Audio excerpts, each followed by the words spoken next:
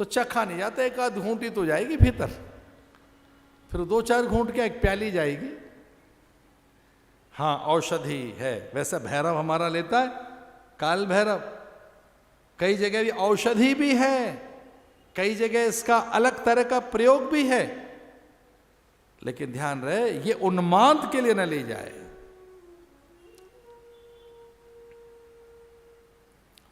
जो उसके साधन प्रयोग हैं वो एक अलग है, औषधि प्रयोग अलग है, एक कोई साधन है तो उसका प्रयोग अलग है।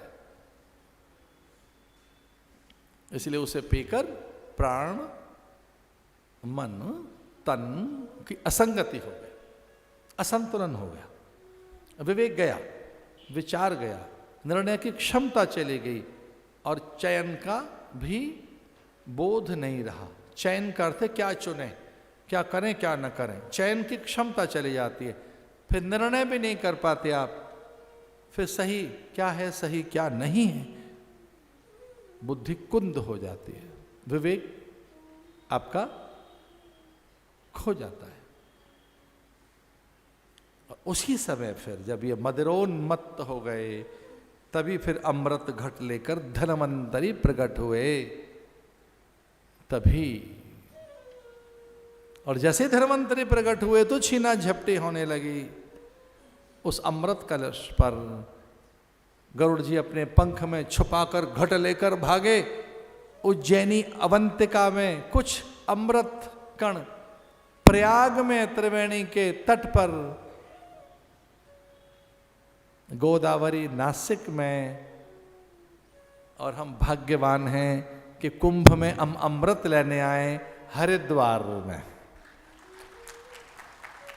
सिंहस्थ के अकाल में अवंतिका और नासिक में कुंभ होता है, त्र्यंबकेश्वर में। मकर काल में मकरस्थ कुंभ का नाम है प्रयाग, सिंहस्थ कुंभ का नाम है उज्जैन, और कुंभस्थ कुंभ का नाम है हरिद्वार। वो घट यहां ले आए, अमृत यहां पहुंचा।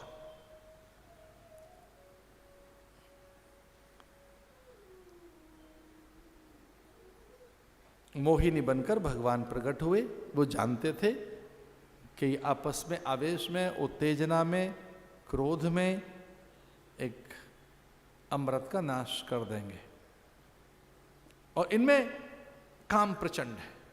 मदरा के बाद काम प्रचंड हो जाता है। तो मोहिनी बनकर भगवान प्रकट हुए। दैत्य आदि रीझ गए उन पर, और दैत्य तो बड़े उस रूपसी पर आसक्त होकर कहने लगे। बलि आदि ने बड़ी सुंदर सी बात कही कि रूप एक जैसा कभी रहता नहीं है। जो कभी एक जैसा नहीं रहता वो रूप है। रूप तो खो ही जाएगा, पर इसका रूप कभी खोने वाला नहीं है। ये रूपसी कौन सी है?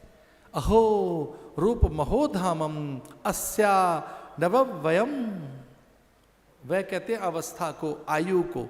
अरे कैसी है ये, इसको देख के लग रहा है ये बूढ़ी नहीं होगी। ना ना, ये तो कुछ और ही है। इसके रूप लक्षण चरित्र स्वभाव से ऐसा लगता है अब ये अपूर्ण नहीं है, इसके रूप में पूर्णता है, ये कोई पूर्ण है। अब बाबरा बलि ये नहीं जानता कि ये पूर्णा नहीं है, ये तो स्वयं पूर्णानंद है। तो उस पूर्णा पर ये कि ये पूर्ण ही है, और वो माया पूर्णा तो परमात्मा ही है जो पूर्ण है। ओम पूर्णमद पूर्णमिदम, जो पूर्ण है, जो संपूर्ण है, जो कभी खंडित नहीं होता, वही पूर्ण या पूर्णा है। उस पर आसक्त होकर कहने लगे अस्या नवव्यम अहो रूप महोधामम। ये रूप की धाम है, रूप इससे ही है। बात तो ठीक कहता है, सारे रूप उसी ने पैदा किए। अनेक रूप रूपाय विष्णवे प्रभ विष्णवे। सारे रूप किससे पैदा हुए? भगवान से। तो ऐसे कहकर उन पर आसक्त हुए। भगवान ने कहा मैं बांट देती हूं। मोहिनी बनकर आए और गुरु ने सबको समझाया। देखो देवताओं का भी मन विचलित तो हो गया था, ऐसा नहीं है। भगवान को देखकर वो भी देखने लगे। भगवान को, लेकिन गुरु ने समझाया कि प्राय स्त्री के चरण देखना चाहिए। यहां तक लिखा है शास्त्र में, युवती पुत्री का भी बार बार मुखमंडल नहीं देखना चाहिए। अपनी बेटी युवती हो तो युवती पुत्री का भी बार बार मुखमंडल नहीं देखना चाहिए। तो क्या देखें? चरण देखने चाहिए। प्राय स्त्री का मुखमंडल बार बार नहीं, उसके नेत्रों को बार बार न देखें, हठात बार बार उसको न देखें, चरणों को ही देखें। तो गुरुदेव ने कहा बहुत हो गया, अब बार बार इस स्त्री को देखना है, मेरे कहने से एक बार इसके चरण देख लो, बस एक बार। और भगवान नारायण देवताओं के हित के लिए अपने चरण छुपाकर नहीं आए थे। तो सबने देख लिया कि मोहिनी नहीं है तो मोहन है। जो मोहिनी सी लगती है ये तो मोहन है, जो सुंदरी सी लगती है ये तो श्याम सुंदर है, ये तो स्वयं भगवान है, ये तो स्वयं परमात्मा है। तो भगवान के चरण देकर चित्त स्थिर हो गया और उन्हें विश्वास हो गया कि ये अमृत बटेगा तो हमें मिलेगा।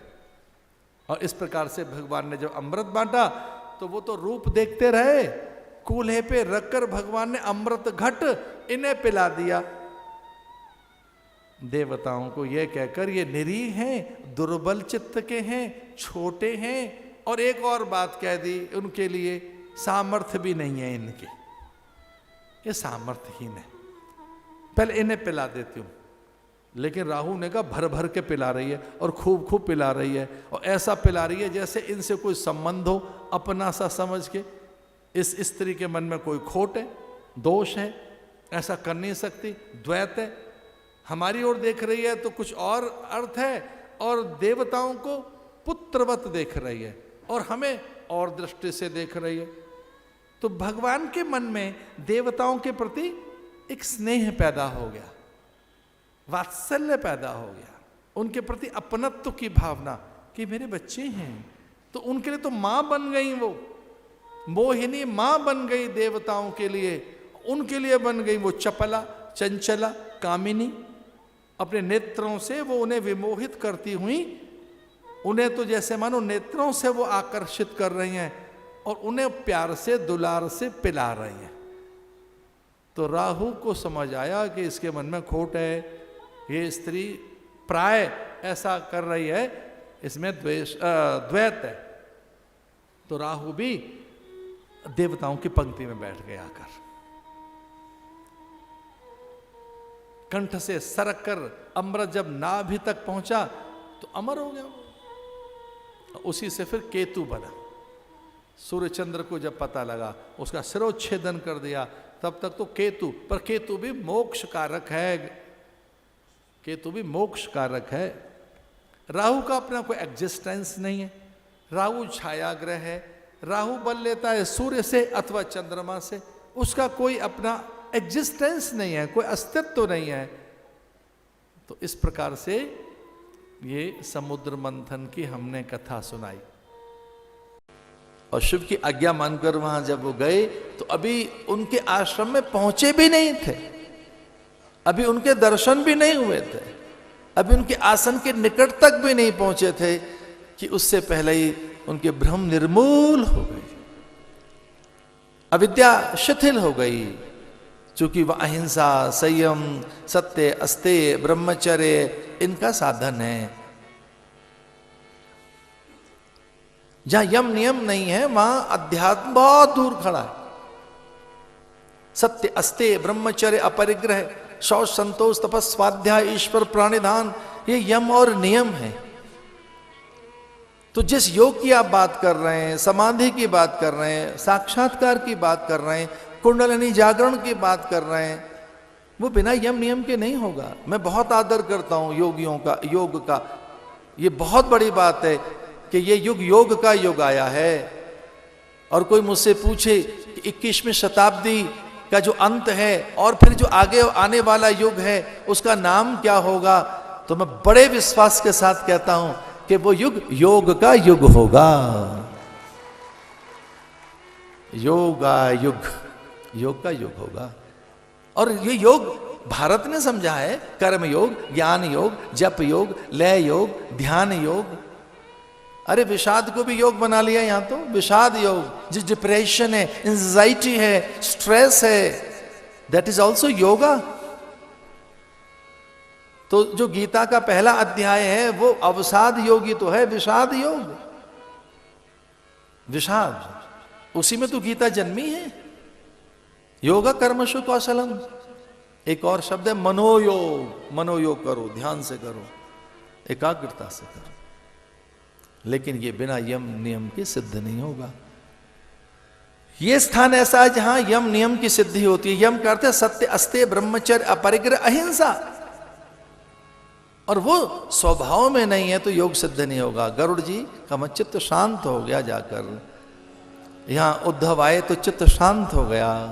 ये चित्त को शांत करने वाला, चित्त को एकाग्रता और निरोध देने वाला स्थान है। अविद्या रहती नहीं। अविद्या किसे कहते हैं? अविद्या का अर्थ है जो असत्य को सत्य बताए, जड़ को चैतन्य बताए, अनित्य को नित्य बताए, असुचि को सुचि बताए, जो जड़ को चैतन्य बताए, जो पराये को अपना बताए। अरे ये शरीर भैया पराई चीज है, अपनी नहीं है, जोड़ तोड़ करके मिली है, ये जड़ है। अविद्या का अर्थ है जो अनित्य को नित्य बताए, जो अनित्य है उसे नित्य बताए, जो झूठ को सच बताए। ये अविद्या नाश होती है। यहां भ्रम का नाश होता है, भय चला जाता है। भय का निवारण इसी स्थान पर होगा, कथा में।